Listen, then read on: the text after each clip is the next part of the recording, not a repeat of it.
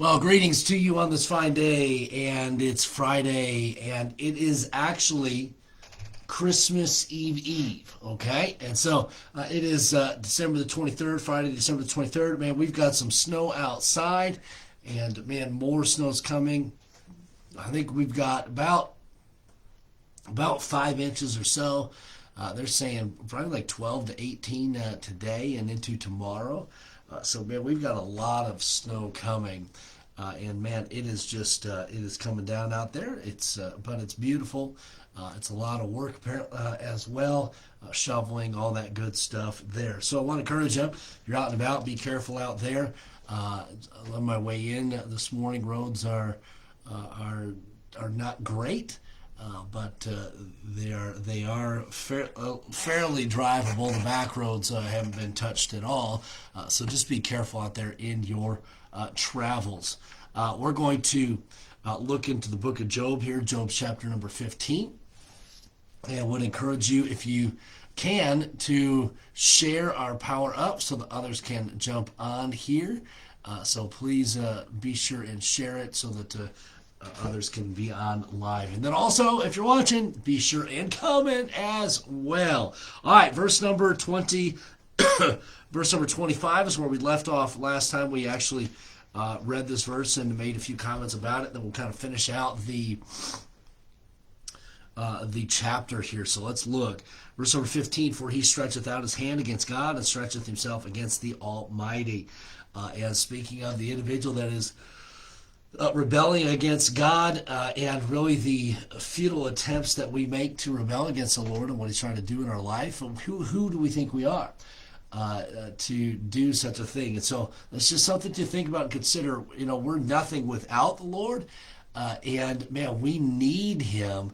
And who do we think we are that we can go against Him? That's kind of the thought from yesterday. Now, verse number 26, we're going to continue to look at, and remember, Eliphaz is describing really the individual that is rebelling against the Lord, and he's describing the individual that does wickedly and suffers the consequences of that. Okay, verse number 26. Verse 26. He runneth upon him, even on his neck, upon the thick bosses of his bucklers, because he covereth his face with his fatness, and maketh collops of fat on his on his flanks. And he dwelleth in desolate cities, and in houses which no man inhabiteth, which are ready to become heaps, and these houses that are ready to collapse. He shall not be rich, neither shall his substance continue, neither shall he prolong the perfection thereof upon the earth. He shall not depart out of darkness. The flame shall dry up his branches, and by breath of his mouth shall he not go away, or shall he go away. You look at these descriptors here, and you look at the results of the individual that tries to turn their back on God, tries to go against God and against His will. We find that he is not successful in anything. He shall not be rich. We read in verse number 29. In verse number 28, he dwelleth in desolate cities and houses which no man inhabiteth. You look at financial ruin. We're looking at a lack of blessing, a lack of a good home, and a well-built home, well-built house, all that kind of stuff. Look at verse 29 again. He says, neither shall his substance continue. His possessions will not continue. He will lose his possessions. When you remain in sin and experience the judgment of God, you will lose that which we have been blessed with. And then it says, by the breath of his mouth shall he go away. And we look at really the the brevity of life. Once again, the breath of his mouth shall go away. Shall he go away? And it's almost like when it's cold out and you breathe, you can see your breath in the air. It's there for a moment, gone. That's what we're talking about here. Verse number 31. Let not him that is deceived trust in vanity, trust in those things that are empty and pointless, for vanity shall be his recompense. And so almost a reference to laying up for yourselves treasures in heaven, that which will last. And the things of this earth, all are vanity. They're empty. They will not last. There may be some joy for a moment, for a season, but it's not going to last.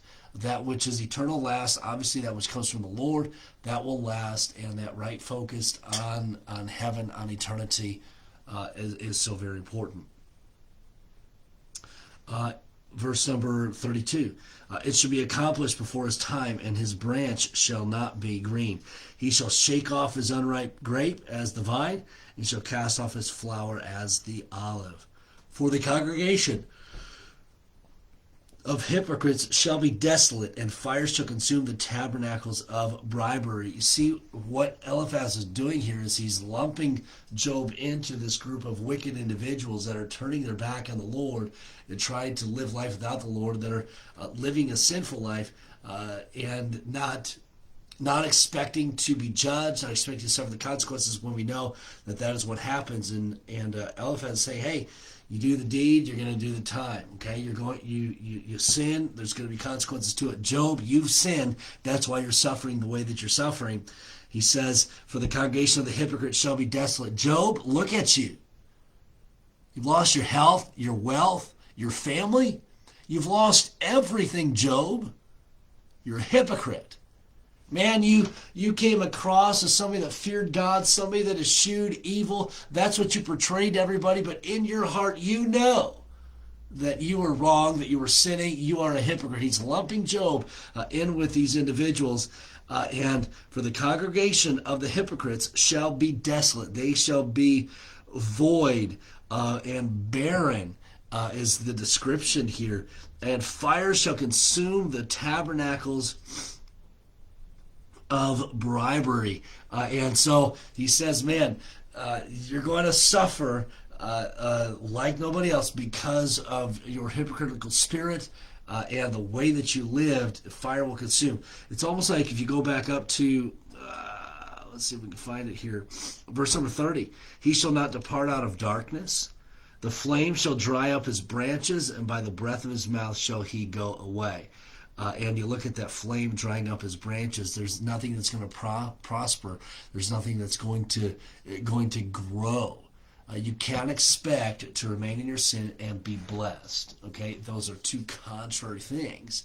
And Eliphaz is pointing that out. And I would say this. Okay, he might be pointing out God's judgment and the fact that we serve a just God, and that's a good thing. That's who our God is. But in the setting in which he is doing this, he is lumping Job into this group of individuals. Say, Job, hey, you are a hypocrite.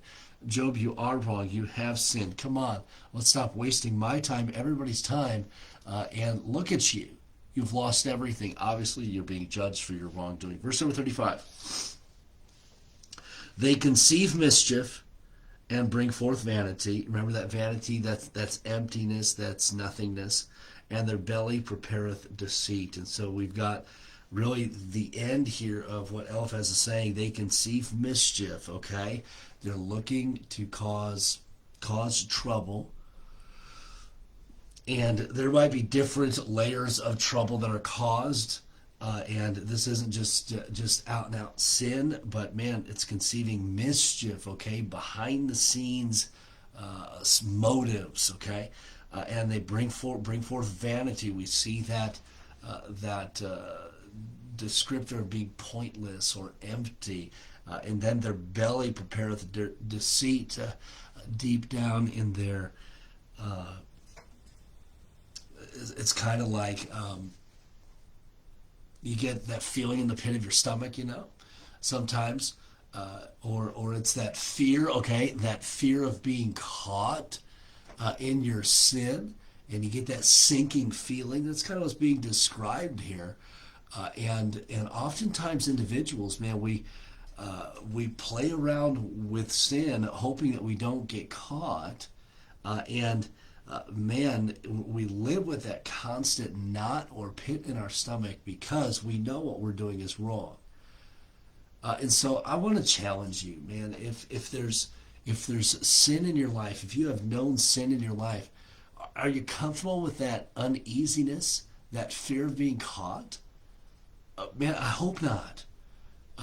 Or I hope that you have that feeling. Let me say that. I hope that you have that feeling, and that I hope that you don't continue in your sin. Man, I hate that feeling. And you know, the cure for that feeling is ridding your life of that sin, so that you don't have to live with that guilty conscience and that fear of being caught. And Eliphaz saying, Job, that's probably how you feel, man. You got that uneasiness that you've lost everything because you've been in sin, you're involved in sin, and man, you get that feeling in the pit of your stomach. So I want to encourage you, man. I think the answer for some of our health issues are related to our spiritual thermometer, if you will, and man, let's spiritually.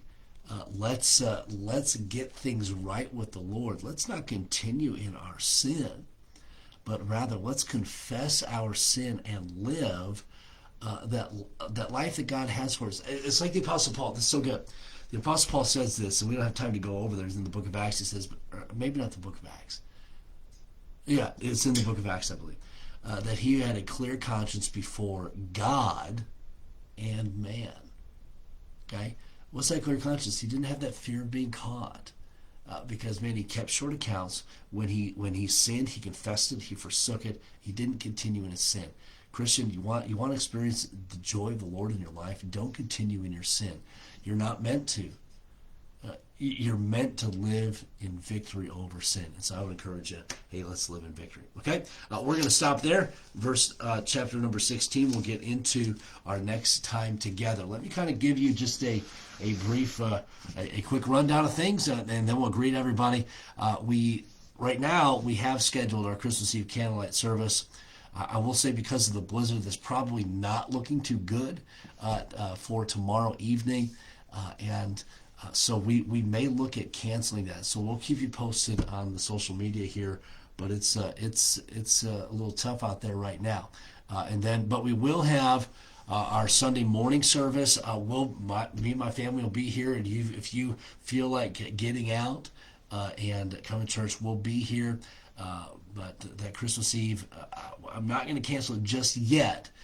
But it looks like it could be. We'll wait until later in the day today to make that decision, okay? So be in prayer for that. Just pray for wisdom for me and for our leadership here at the church and our deacons as we discuss all of that.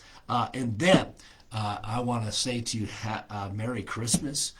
And be careful out there. I know the weather might change some of your plans and everything, but just enjoy time together at home with family if you are able.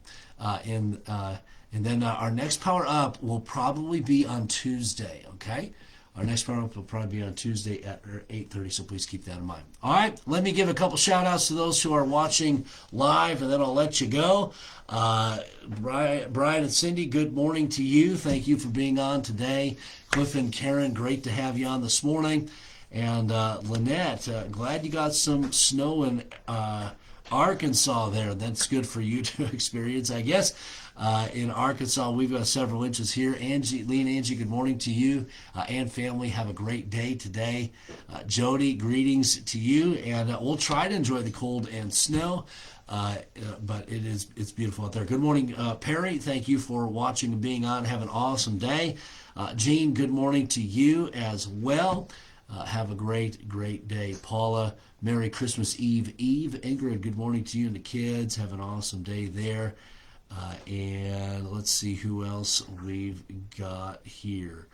I think we've got everybody on here. All right. Lord bless you all. Be sure to like and share if you haven't already done so. And be safe out there. And Lord willing, we'll see you this weekend.